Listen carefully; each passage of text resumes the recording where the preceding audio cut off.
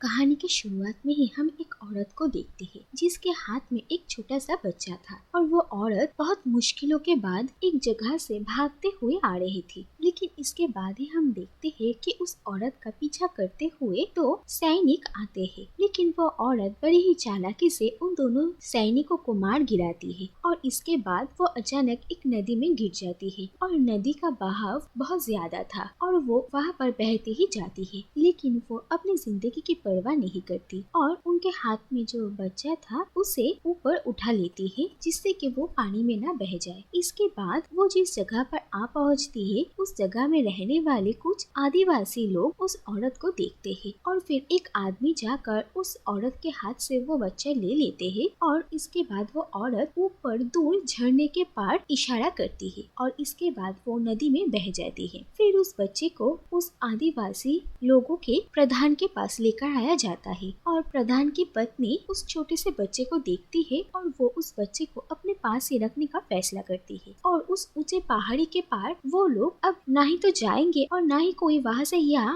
आ पाए इसका भी वो लोग इंतजाम करते हैं और उस पहाड़ी से आने वाले रास्ते को वो लोग बंद कर देते हैं। इसके बाद वो औरत उस बच्चे का नाम रखती है शिवा और वो उसे अपने ही बच्चे की तरह पालने लगती है। फिर धीरे धीरे दिन बीतते जाते हैं और ये बच्चा धीरे धीरे बड़ा होता जाता है और वो उस दूर ऊंचे पहाड़ी पर चढ़ने का सपना देखता है और वो बहुत बार कोशिश करता है लेकिन वो नाकामयाब होता है और उसकी माँ उसकी इस हरकतों से बहुत परेशान होती है। लेकिन धीरे धीरे शिवा का उस पहाड़ी के ऊपर जाने का ऑब्सेशन बढ़ता ही जाता है और फिर हम देखते हैं कि शिवा अब बड़ा हो चुका है और वो फिर से उस पहाड़ी के ऊपर चढ़ने की कोशिश करता है लेकिन फिर भी नाकामयाब होता है और उसके दोस्त उसकी इस हरकत को लेकर हमेशा उसका मजाक उड़ाया करते हैं। इसके बाद हम देखते हैं कि शिवा की माँ की भी अब उम्र हो चुकी है और वो शिवा की इन हरकतों से काफी परेशान होती है और शिव जी से अपने बेटे की सुमति के लिए वो प्रार्थना करती है और अपनी माँ को इतना कष्ट उठाते हुए देखकर शिवा को बहुत बुरा लगता है और इसके बाद वो शिवलिंग को ही धरती से उठाकर अपने कंधे पर रखकर नदी के पास लेकर आता है जिससे कि उसके माँ को शिवलिंग के ऊपर पानी चढ़ाने में ज्यादा तकलीफ ना उठानी पड़ी। और शिवा का ये अनोखा काम देखकर गांव वाले बहुत ही हैरान रह जाते हैं और सब बहुत ही खुश भी होते हैं। और इसके बाद शिवा को उसी झरना किनारे एक मुखौटा मिलता है और उस मुखौटे को रेत के ऊपर रखकर शिवा को एक चेहरा दिखता है और उसे समझ में आता है कि ये मुखौटा किसी लड़की का है और वो मन ही मन में उस लड़की को इमेजिन करने लगता है और वो उस लड़की को एक बार देखना चाहता था और उस लड़की से मिलने के लिए ही शिवा बार बार उस पहाड़ी के ऊपर चढ़ने का कोशिश करता रहता है। पहले तो वो नाकामयाब होता था लेकिन फिर वो खुद को मोटिवेट करता है और फाइनली उस पहाड़ी के ऊपर वो चढ़ ही जाता है और फिर वहाँ के आसपास के इलाके को वो देखता है। इसके बाद वो देखता है कि कुछ सैनिक किसी का पीछा कर रहे हैं और शिवा देखता है कि ये वही लड़की है। इसके बाद वो लड़की उन सैनिकों का पीछा छुड़वा कर एक गुफा के अंदर जाती है और शिवा भी उसके पीछे पीछे आता है और वहाँ पर शिवा देखता है कि इस लड़की का नाम है अवंतिका और ये लड़की एक ऐसे संगठन का हिस्सा है जो कि माहिष्मति के राजा भल्लाल देव को उसके सिंहासन से हटाना चाहते हैं और वहाँ पर बंदी कोई राजकुमारी देवसेना को वहाँ से छुड़वाना चाहते हैं। इसके बाद अवंतिका एक दिन बाहर आती है और वो नदी किनारे थोड़ा आराम कर रही थी और शिवा उसी वक्त अवंतिका के हाथों में एक टैटू बनाकर जाता है और इसके बाद जब अवंतिका को उसके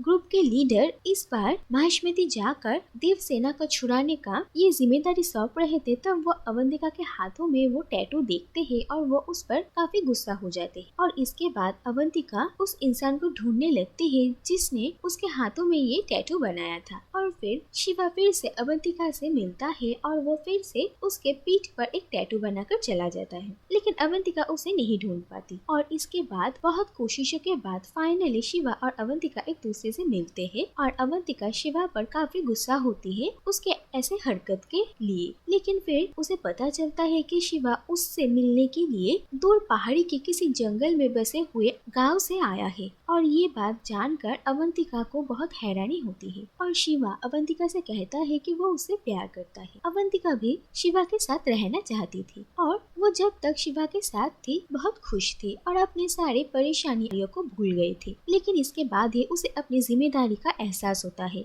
और वो शिवा को वहीं पर बेहोश करके वहाँ से अपने ग्रुप के पास आने वाली थी। तभी बीच रास्ते में माहिष्मति के कुछ सैनिक अवंतिका पर हमला कर देते हैं, लेकिन तभी वहाँ पर शिवा आ जाता है और वो अवंतिका को उन सैनिकों से बचा लेता है। और इसके बाद अवंतिका शिवा से अपने काम के बारे में कहती है और शिवा अवंतिका को कहता है कि अवंतिका को माहिष्मति जाने की जरूरत नहीं है। शिवा अवंतिका की जगह माहिष्मति जाकर राजकुमारी देवसेना को छुड़ा कर लाएगा। तो दूसरी तरफ हम माहिष्मति साम्राज्य को देखते हैं, जहाँ पर राजा भल्लाल देव का राजत्व चल रहा था और वो काफी खूंखार राजा थे और वो अपने प्रजा का शोषण करते थे। और भल्लाल देव का सबसे वफादार सैनिक था कटप्पा, जिनका काम था सिंहासन पर बैठे राजा की रक्षा करना। इसके बाद हम राजकुमारी देवसेना को देखते हैं, जिन्हें जंजीरों से बांध कर रखा जाता है और हम देखते हैं कि भल्लाल देव देवसेना के साथ बहुत ही बुरा बर्ताव करता है और देवसेना न जाने कितने सालों से यहाँ पर कैद है। और कटप्पा देवसेना को यहाँ से छुड़ाने की कोशिश तो करते हैं, लेकिन देवसेना उनके साथ जाने के लिए तैयार नहीं थी, क्योंकि वो अपने बेटे का इंतजार कर रही थी। इसके बाद भल्लाल देव का जन्मदिन आता है और उसी दिन उसके एक सोने के बनाए हुए बहुत बड़े मूर्ति को खड़ा किया जाएगा और इसी काम के लिए बहुत सारे लोगों को इकट्ठा किया गया था। लेकिन कुछ लोगों के हाथों से रस्सी छूट जाती है और वो मूर्ति नीचे गिरने लगती है। लेकिन फिर वहाँ पर शिवा आ जाता है, जिसका चेहरा ढका हुआ था और वो उस मूर्ति को खड़ा करने में उन सब की मदद करता है। लेकिन अचानक शिवा के चेहरे से कपड़ा हट जाता है और एक बूढ़ा इंसान शिवा को देखकर बाहुबली कहता है और उस इंसान के मुंह से सुनते सुनते वहाँ पर मौजूद सभी लोग बाहुबली का नाम लेने लगते हैं। और बाहुबली का नाम सुनते ही भल्लाल देव चौंक जाते हैं और उन्हें बहुत गुस्सा आता है। इसके बाद वो ये पता लगाने की कोशिश करते हैं कि आखिर बाहुबली का नाम इन लोगों ने क्यों लिया था। इसके बाद हम देखते हैं कि शिवा राजमहल के अंदर आ जाता है और वो भल्लाल देव और उसके सारे सैनिकों का ध्यान भटकाने के लिए वहाँ पर उथल पुथल मचाता है। और जब उसे मौका मिलता है तो वो राजकुमारी देवसेना के पास जाता है और उन्हें उठाकर एक घोड़ा गाड़ी लेकर राजमहल के बाहर चला आता है। और जब भल्लाल देव को इसके बारे में पता चलता है तो वो बहुत सारे सैनिकों के साथ अपने बेटे भद्रा और कटप्पा को देवसेना को वापस लाने के लिए भेजता है। और इसके बाद बीच सड़क में भद्रा शिवा को पकड़ लेता है और शिवा के सामने ही वो देवसेना को मारने लगता है। और ये बात देखकर शिवा से रहा नहीं जाता और वो भद्रा और उसके सैनिकों को मारता है। और तब वहाँ पर कटप्पा आ जाते हैं और शिवा को रोकने की कोशिश करते हैं, लेकिन कटप्पा के होने के बावजूद वहाँ पर शिवा भद्रा को मार डालता है। और ये देखकर कटप्पा बहुत गुस्सा होते हैं और उनके और शिवा के बीच लड़ाई शुरू होती है। तो दूसरी तरफ हम देखते हैं कि शिवा बहुत दिनों तक घर नहीं लौटा था, इसीलिए उसकी माँ बहुत परेशान थी और वो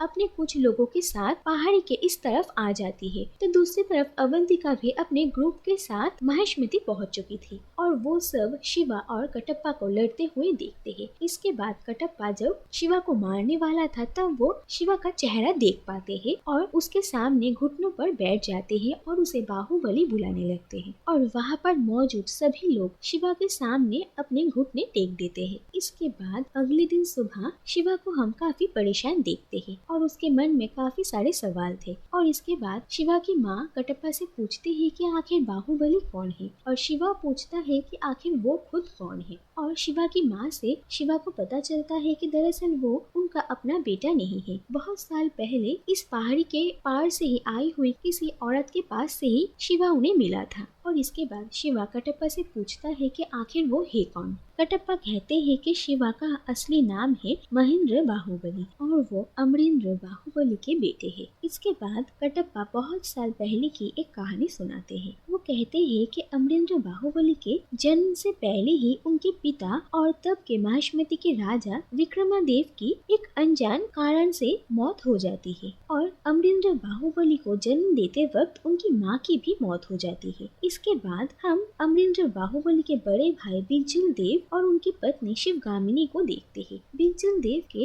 एक हाथ पैरालाइज था और उनका स्वभाव भी कुछ खास अच्छा नहीं था। वो हमेशा शराब के नशे में डूबे रहते थे और वो विक्रमादित्य के बड़े भाई थे, लेकिन वो राजा बनने के लायक नहीं थे, इसीलिए विक्रमादित्य को राजा बनाया गया और इसके लिए ही विजयदेव हमेशा विक्रमदेव से नफरत करते थे। लेकिन विक्रमदेव के मौत के बाद विजयदेव ही राजा बनने वाले थे, उन्हें ऐसा लगा था। लेकिन कोई भी विजयदेव को राजा बनाने में इंटरेस्टेड नहीं था और उनकी पत्नी शिवगामिनी ही राजपाट संभालने लगती है और वो अपने बेटे भल्लाल देव के साथ साथ अमरेंद्र बाहुबली को भी अपने बेटे जैसा ही बड़ा करने लगी और उन्होंने ये कहा था कि इन दोनों में बड़ा होकर जो सबसे ज्यादा काबिल होगा वो ही महिष्मति के सिंहासन पर बैठेगा। और इसके बाद भल्लाल देव और बाहुबली दोनों ही बड़े होने लगते हैं और अस्त्र शस्त्र चलाने के साथ साथ वो राजपाट के काम भी सीख रहे थे। जहाँ पर एक तरफ भल्लाल देव हमेशा सिर्फ महिष्मति के सिंहासन पर बैठने का ही सपना देखता था और उसे हमेशा ही सबसे ताकतवर बनना था, तो दूसरी तरफ हम बाहुबली को देखते हैं जो कि अपने अच्छे स्वभाव से सभी का मन जीतता है और उसे प्रजा के सुख दुख का ख्याल था और बाहुबली को महिष्मति में सभी बहुत पसंद करते थे। लेकिन भल्लाल देव और बाहुबली दोनों ही अस्त्र शस्त्र और कूटनीति में एक समान थे, तो दोनों में कौन राजा बनेगा ये फैसला करना थोड़ा मुश्किल हो रहा था। इसके बाद ही ये देखा जाता है कि महिष्मति के रहने वाले एक आदमी महिष्मति के सारे सीक्रेट प्लान्स जाकर कालकेयी को बेच देता है और इसके बाद जब शिवगामिनी को इस आदमी के बारे में पता चलता है तो वो भल्लाल देव और बाहुबली को उस आदमी को पकड़ कर लाने का आदेश देती है और फिर बाहुबली और भल्लाल देव उस आदमी को ढूंढते हैं और बाहुबली जब उसे पकड़ने वाला था तब भल्लाल देव मौका देखकर उस आदमी के साथ साथ बाहुबली को भी मारने का कोशिश करता है। लेकिन तभी अहम मौके पर वहाँ पर कटप्पा आ जाते हैं और बाहुबली की जान बच जाती है और कटप्पा उस आदमी को पकड़कर उसे पूछते हैं कि सारे सीक्रेट प्लान्स उसने किसे दिए हैं और ये आदमी कालकेयी का नाम लेता है और कालकेयी का नाम सुनकर सभी बिल्कुल चौंक जाते हैं क्योंकि कालकेयी बसे बसाए राज्य को बर्बाद करने के लिए मशहूर है और कालकेयी के साथ अब महिष्मति का जंग होने वाला था और सब जंग को लेकर ही डिस्कशन कर रहे थे। और इसके बाद विजयदेव सबके सामने ये कहते हैं कि जो कालकेयी के लीडर को मारेगा वो ही महिष्मति का राजा होगा और ये बात सुनकर सभी हामी भरते हैं। इसके बाद कालकेयी के साथ जंग शुरू होने से पहले वो लोग एक बार कालकेयी को शांति का प्रस्ताव देने जाते हैं, लेकिन उन लोगों का लीडर शिवगामिनी को उल्टा इंसल्ट कर देते हैं, जो सुनकर शिवगामिनी सबको ये कह देते हैं कि उन लोगों के चाहे सारे आदमियों को क्यों ना मार डाला जाए, लेकिन यह आदमी चाहे जितना भी जख्मी क्यों ना हो इसे आखिर तक जिंदा रखना पड़ेगा। और बाहुबली ये बात बहुत गौर से सुनता है। इसके बाद जंग शुरू होती है और